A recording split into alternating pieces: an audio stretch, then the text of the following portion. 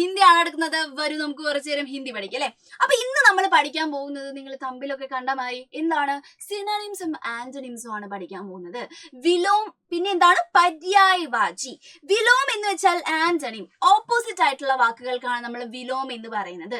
ഇപ്പൊ എന്താണ് രാവിലെ രാത്രി, നമ്മൾ ഓപ്പോസിറ്റ് അല്ലേ, രാവിലെയുടെ ഓപ്പോസിറ്റ് ആണ് എന്ത് രാത്രി എന്ന് പറയുന്നത് അല്ലെ. അപ്പൊ അതേപോലെയുള്ള ശബ്ദങ്ങളെയാണ് നമ്മൾ എന്ത് പറയുന്നത് വിലോം എന്ന് ഹിന്ദിയിൽ പറയുന്നത്. ഇംഗ്ലീഷിൽ നമ്മൾ എന്ത് പറയും ആന്റണിംസ്, നിങ്ങൾക്ക് അറിയുന്ന കാര്യമാണ്. ഇനി സിനോണിംസിന് നമ്മൾ എന്താണ് ഹിന്ദിയിൽ പറയുന്നത് നോക്കിക്കേ, പര്യായവാചി എന്നാണ് പറയുന്നത്. എന്താ വായിക്കുന്നത് പര്യായവാചി. ഓക്കെ, വിലോം എന്താന്ന് മനസ്സിലായിട്ടുണ്ട്, പര്യായവാചി എന്താന്ന് മനസ്സിലായിട്ടുണ്ട്. അപ്പൊ ഇനി നമുക്ക് കുറച്ച് എക്സാമ്പിളുകൾ പഠിക്കാം. നിങ്ങൾ പഠിച്ചു വെക്കണ്ട, അതായത് 10ാം ക്ലാസ് വരെയും നിങ്ങൾ പഠിച്ചു വെക്കേണ്ട കുറച്ച് എന്താണ് സിനോണിംസും ആന്റണിംസും ആണ് ഇതിൽ തന്നിട്ടുള്ളത്. മക്കൾ ഇത് പഠിച്ചു വെച്ചോളാം, ഇത് നിങ്ങൾക്ക് ഉപകാരപ്പെടും. അപ്പൊ നോക്കാം, ആകാശ്. ആകാശ് എന്ന് വെച്ചാൽ എന്താണ് സ്കൈ ആണ് അല്ലെ. സ്കൈക്ക് നമ്മൾ പറയുന്ന പേരാണ് ആകാശ് എന്ന് പറയുന്നത്. ഈ ആകാശിന് ഈക്വൽ ആയിട്ടുള്ള കുറച്ച് സിനോണിംസ് ആണ് തന്നിട്ടുള്ളത്, പര്യായവാചികളാണ് തന്നിട്ടുള്ളത്. എന്താണ് പര്യായവാചികൾ, സെയിം അർത്ഥമുള്ളത് അല്ലെ. നോക്കിക്കേ, നബ് എന്ന് വെച്ചാലും സ്കൈ ആണ്, ഗഗൻ എന്ന് വെച്ചാലും സ്കൈ ആണ്, ആസ്മാൻ എന്ന് വെച്ചാലും എന്ത് തന്നെയാണ് സ്കൈ തന്നെയാണ്. അപ്പൊ ഈ 3 പേരുകളും ആകാശ് എന്നുള്ളതിന്റെ എന്താണ് പര്യായവാചികളാണ്, പഠിച്ചു വെച്ചോളാം.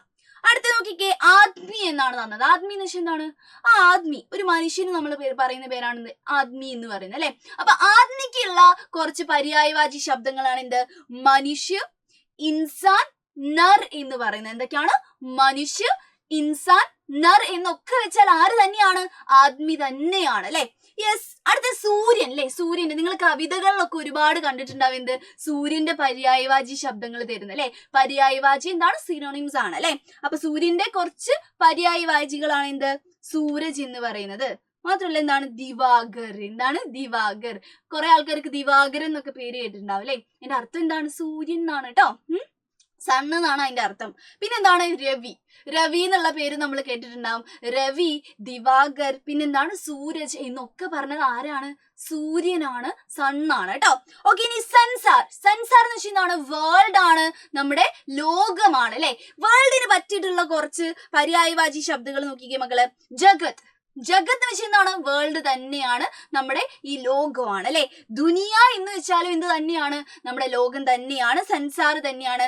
വിശ്വ കേട്ടോ, ഇതെന്താ വായിക്കുന്നത് വിശ്വ എന്നാണ്. വിശ്വ എന്ന് വെച്ചാലും എന്ത് തന്നെയാണ് നമ്മുടെ ഈ ഒരു സൻസാർ തന്നെയാണ് കേട്ടോ. ഈ സംസാർ എന്നാണ് വായിക്കുന്നത്, അല്ല സൻസാർ എന്നാണ് വായിക്കുന്നത്. ഉച്ചാരണങ്ങളും പ്രൊനൗൺസിയേഷനും ഒക്കെ മക്കളൊന്ന് ശ്രദ്ധിക്കണം കേട്ടോ. ഇനി ഗർ, സാധാരണ ഒരു സംഭവമാണ് ഗർ, വീട്, ഹോം അല്ലെ. ഹൗസിന് നമ്മൾ എന്താണ് കുറച്ച് പര്യായവാചി ശബ്ദങ്ങളുണ്ട്. നോക്കിക്കേ, ഗൃഹ, സദൻ, ആലൈ എന്നൊക്കെ പറയുന്നത് എന്താണ് ഇതിന്റെ പര്യായവാചി ശബ്ദങ്ങളാണ്.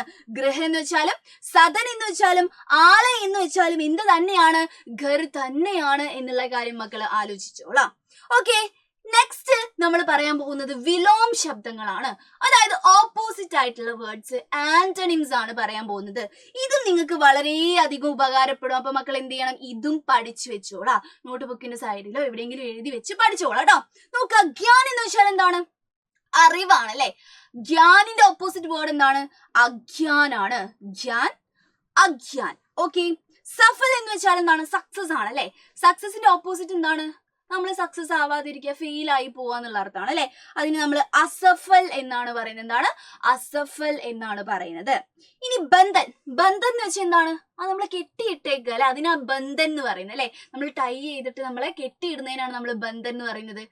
പക്ഷേ അതിന്റെ ഓപ്പോസിറ്റ് എന്തായിരിക്കും ബന്ധൻ എന്നൊക്കെ വിട്ടിട്ട് ഫ്രീ ആയിരിക്കുക. ഫ്രീ ആയിരിക്കുന്നതിന് നമ്മൾ എന്താ പറയുന്നത് മുക്തി എന്നാണ് പറയുന്നത്. ബന്ധൻ അതിന്റെ ഓപ്പോസിറ്റ് എന്താണ് മുക്തിയാണ്, പഠിച്ചു വെച്ചോളാം.